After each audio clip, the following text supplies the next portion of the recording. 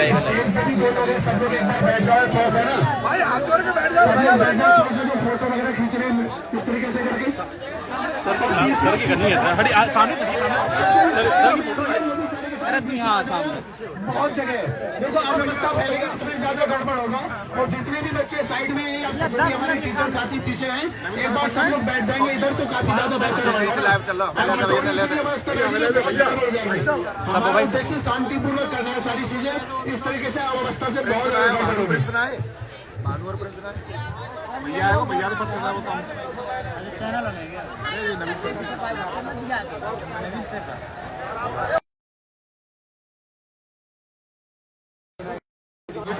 हाथ उठा के बोलते भी यहीं से चले जाओ, मैं भी चला जाऊंगा। अरे सर बैठा के नीचे, अरे बैठने भाई मीडिया से हो यार, बैठो यहाँ पे। और अगर तुमको लगता है कि तुम गैर अनुशासित होकर अपनी मांग मंगा सकते हो तो तुम्हारी भूल है। अनुशासित होना पड़ेगा। और शायद इनके पैरों में ज्यादा दम है जो खड़े होने का प्रयास कर रहे हैं, क्योंकि इनको बैठे हुए लोग अच्छे नहीं लग रहे हैं और ना इनको बैठना है। तो मैं एक बार फिर से आपका भाई होने के नाते रिक्वेस्ट करता हूं कि एक भी छात्र खड़ा न रहे। और अगले 15 सेकंड में हम ये करके दिखाएंगे कि हमारा एक भी साथी नहीं खड़ा होगा। अगर आपके पास कोई खड़ा हुआ है और हमारी बात को नहीं मानता है, बैठने की इस बात को नहीं मान रहा है, इसका मतलब वो चाहता है कि आपकी चीजें सही ना चले। और सिर्फ एक ही बारे में यहाँ बात करते रहे, री एग्जाम की बात को छोड़ के यहाँ सिर्फ एक बात चलती रहे कि आप बैठ जाओ, आप बैठ जाओ, आप बैठ जाओ। इन लोगों को इस बात से कोई मतलब नहीं है। री एग्जाम की एक बात चलनी चाहिए और किसी भी गुरुजन को यह ना कहना पड़े कि बैठ जाइए। ये आपका मुद्दा भटकाने वाले लोग हो सकते हैं। ये बेवजह यहाँ पर इन लोगों को लगता होगा कोई तमाशा है, इन लोगों को लगता होगा कि ये भीड़ नहीं है, ये लाखों करोड़ों घरों के जज्बात हैं जो कुचल दिए गए। आपको इन बैठे साथियों के शायद दिल का दर्द यहाँ आंखों में ना दिखाई दे, क्योंकि ये आंखें रात को जाग जाग के पढ़ पढ़ के सूख चुकी हैं। ऐसा हो सकता है कि आपको लगे, बहुत सारे लोग यहाँ आपको बहुत तरह की राय इंडिविजुअली एकल रूप से आपके कान में दे सकते हैं कि कुछ नहीं होगा। दोस्त, मैं हाथ उठाऊं तो आप सबके दोनों हाथ उठने चाहिए। री एग्जाम,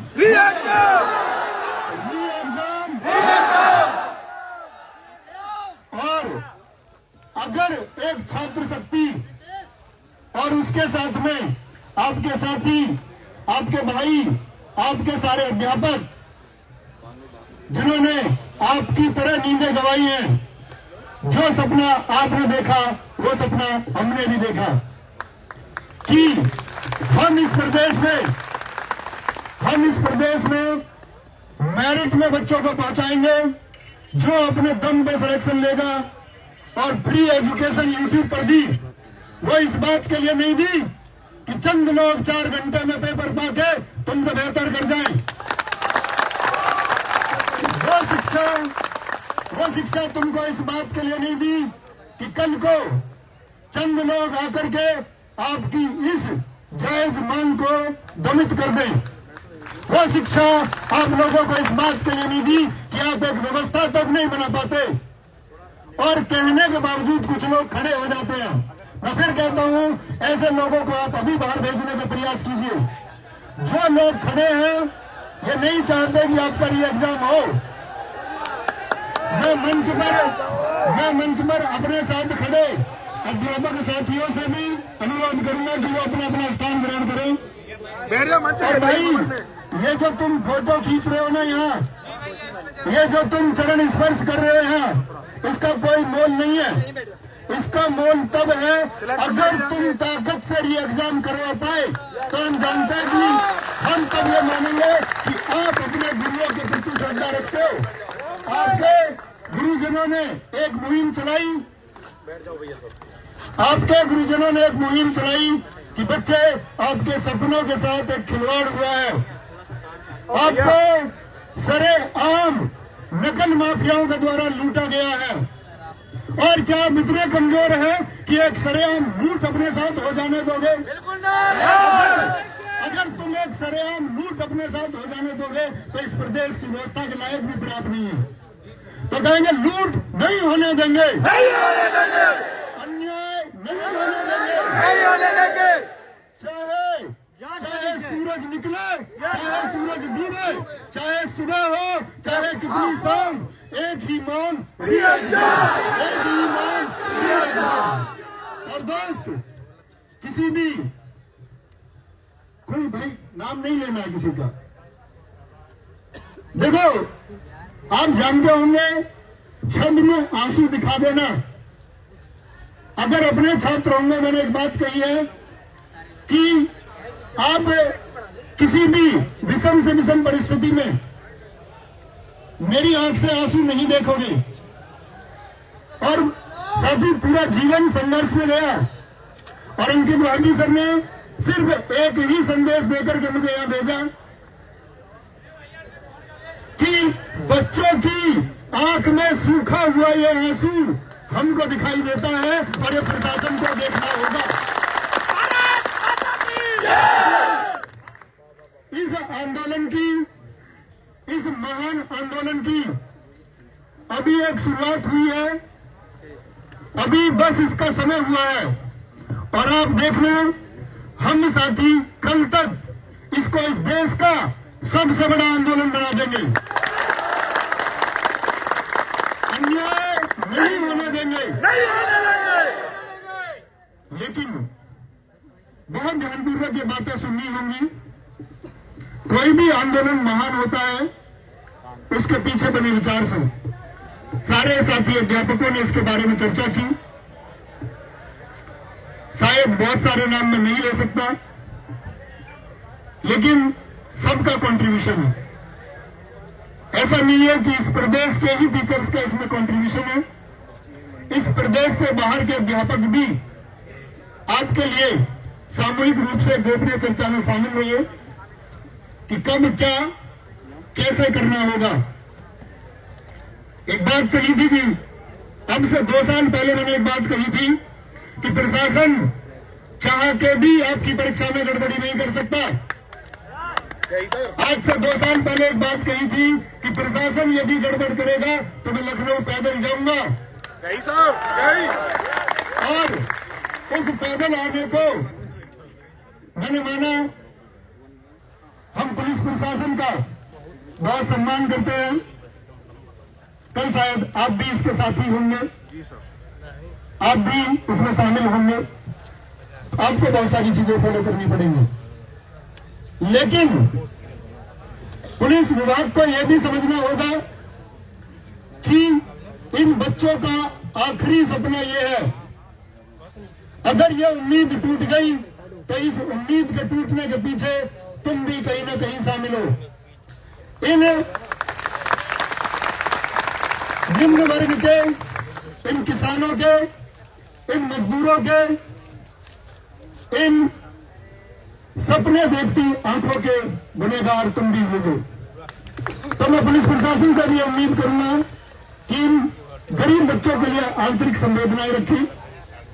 माना आपको प्रशासन की बात सुननी होगी, लेकिन इनके लिए प्लीज थोड़ी सी संवेदनाएं, थोड़ी सी भावनाएं, जिनके सपनों को कुचला गया। क्योंकि आप सोचिए, जिस समय इस देश के किसी भी व्यक्ति, इस राज्य की किसी भी पुलिस ने वर्दी धारण की होगी तो एक मेहनत से वर्दी धारण की होगी और उसके अंदर भावनाएं भी होंगी कि एक मेहनत का छात्र कितनी मेहनत करता है। और यदि भावनाएं नहीं है इन छात्रों को लेकर के, इन मासूम साथियों को लेकर के प्रशासन के अंदर, अगर थोड़ी भी संवेदना नहीं है तो इसका मतलब होगा कि प्रशासन में भी इस धांधली की तरह शामिल हुए कुछ लोग उस समय भी बात किया है। तो प्रशासन से अपील है कि इन बच्चों के लिए आंतरिक भावनाएं बचा के रखें, क्योंकि आप सोचिए, इस प्रशासन में बैठा हुआ हर व्यक्ति सोचे, हर मंत्री सोचे, हर संतरी सोचे, हर एक पदाधिकारी सोचे कि अगर आपके सपने को कुचला जाता तो तुम्हें कैसा महसूस होता। इस छात्र को दोबारा परीक्षा देना ये अपने आप में एक दर्द की बात है, क्योंकि जिस हौसले से हम एक बार पढ़ते हैं, एक टारगेट के लिए पढ़ते हैं और 45 दिन में हम इतने सारे विषयों की तैयारी कर जाते हैं, वो हौसला हम फिर से जुटाएं और फिर से खड़े हो, उसके लिए छात्र तैयार हो जाता है।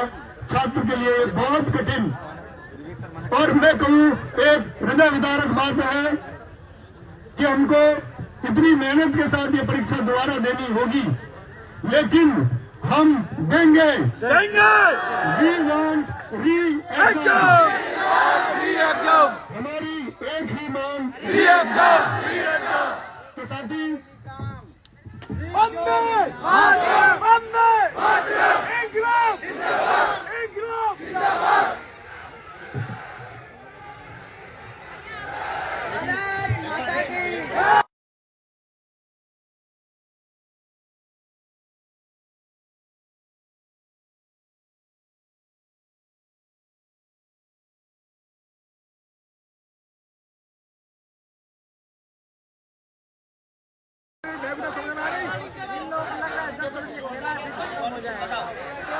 समय और कोई आ भैया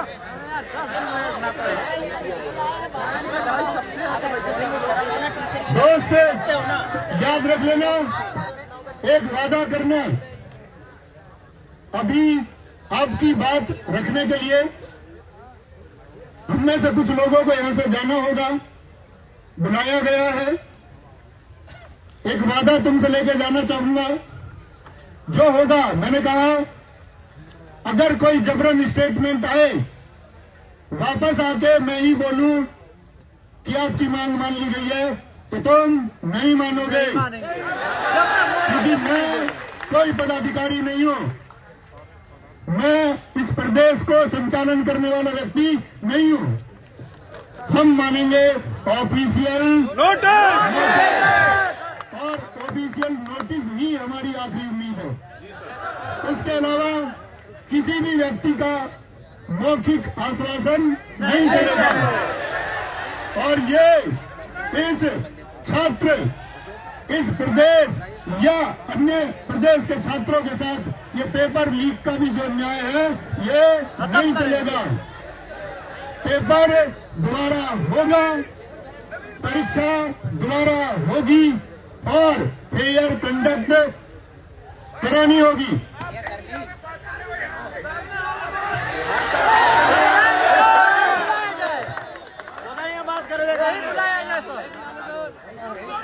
नहीं, सुनिए, मेरा एक मिनट निवेदन है, सुनिए, हम बाहर कहीं नहीं जा रहे हैं, पीछे अरे शांत रहो यार। भाई हमें पकड़ के बिठा ले, आपको इतने लोगों को नहीं बिठा सकते ना। सर हम लोग लीड करेंगे। सुनो, मैंने कहा ना, नेतृत्व तुम्हारा है, और अगर अंतिम पत्ता भी यहाँ मौजूद रहे, अंतिम बालू का कण भी यहाँ मौजूद रहे, तो किसी ने कथन कहा था कि इस देश की बालू के कण से इस देश का सबसे बड़ा आंदोलन खड़ा किया जा सकता है। आपकी मांग जायज है, आप घबराना मत। छात्र में अगर आपको खदेड़ भी दिया जाए, अगर आपको खदेड़ भी दिया जाए ना, तो एक छात्र आके बैठ जाना, मैं आपको विश्वास दिलाता हूँ, एक आवाज पर इस प्रदेश के इतने, इससे कई गुना छात्र फिर बैठेंगे, हर रोज बैठेंगे, हर रोज बैठेंगे, दिन महीने वर्षों तक बैठना पड़ेगा, बैठेंगे, लगातार आवाज उठती रहेगी। जब तक न्याय नहीं मिलेगा तब तक हर अंतिम रास्ते पर विचार किया जाएगा। सारे साथी प्लीज बैठ जाओ, बैठ जाओ।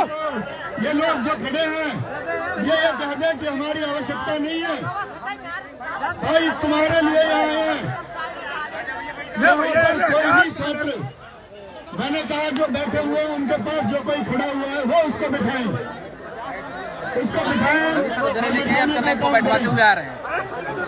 और प्रशासन से जो कोई भी बात होगी यहाँ बच्चों के सामने होगी, बंद कमरे में कोई बात नहीं होगी। बंद कमरे में की गई कोई भी बात मान्य नहीं होगी। बच्चों के साथ धांधली खुलेआम हुई है, बच्चों के साथ धांधली सोशल मीडिया पर खुलेआम हुई है, तो बातचीत भी खुलेआम होनी चाहिए। अगर प्रशासन ये कह दे कि ये धांधली हमने बंद कमरे से कराई है और हम इसके जिम्मेदार हैं, तो हम भी बंद कमरे में बातचीत को तैयार हैं। लेकिन प्रशासन नहीं मानता इस बात को कि धांधली नहीं हुई है, ये भ्रामक है, ये भ्रामक नहीं है, ये बेरोजगारी है जिसकी वजह से। अरे हट जाओ यार, तुम सब लोग पीछे, तुम बच्चों को कंट्रोल करें, जो बच्चे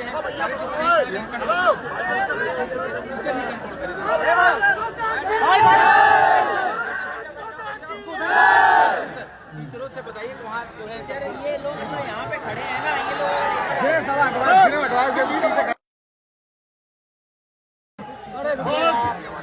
बहुत शांति के साथ बैठेंगे। बहुत जरूरी संवाद आपसे करने वाला हूँ, बहुत जरूरी संवाद। अपने बगल के साथी को साइलेंस के लिए बोलिए, अपने कान में कोई अतिरिक्त आवाज मत आने दीजिए री एग्जाम के अलावा।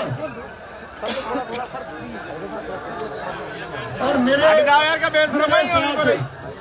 इस मंच पर जो साथी खड़े हुए हैं, इनसे भी मैं रिक्वेस्ट करता हूँ कि प्लीज थोड़ा सा स्पेस लीजिए, प्लीज एक बार बैठिए। और जो सरकार या कोई भी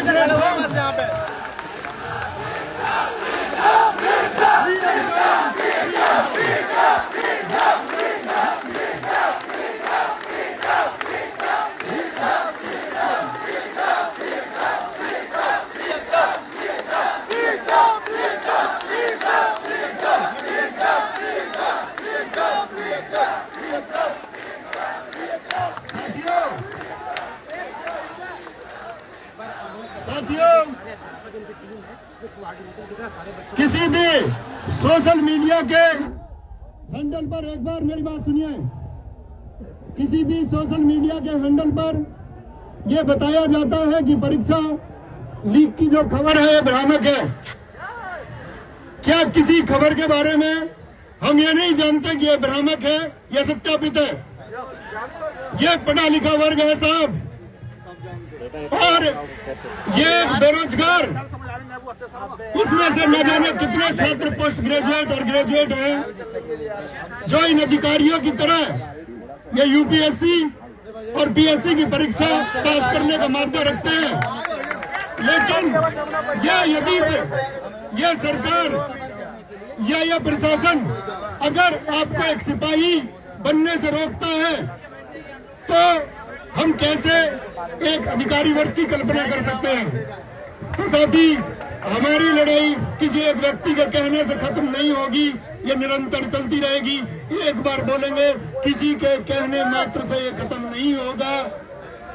ये न्याय की आवाज है, ये झंडा बुलंद होगा। We want reexam, reexam के अलावा कोई बात नहीं होगी। कानून, न्यायालय, ये सब बाद के विकल्प हैं, बाद के विचार हैं। उन सब पहलुओं पर अध्यापक गणों की चर्चा हो चुकी है। आपके लिए हर अंतिम विकल्प पर विचार किया, अध्यापक लीड करेंगे। और मैं कहता हूँ, भविष्य में अगर कोई भी कानूनी कार्रवाई होती है या कोई भी कानूनी प्रक्रिया होती है, तो आपका भाई आपको ये वादा करता है, ये मेरे सामने है कि किसी एक बच्चे का प्रशासन में पैसा खर्च नहीं होने देंगे, मैं वो खर्चा उठाऊंगा।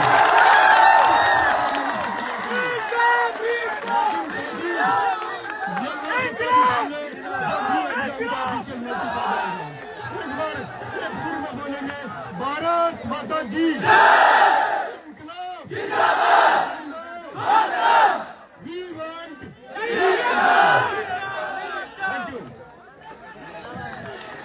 जिसको पहले स्टाफ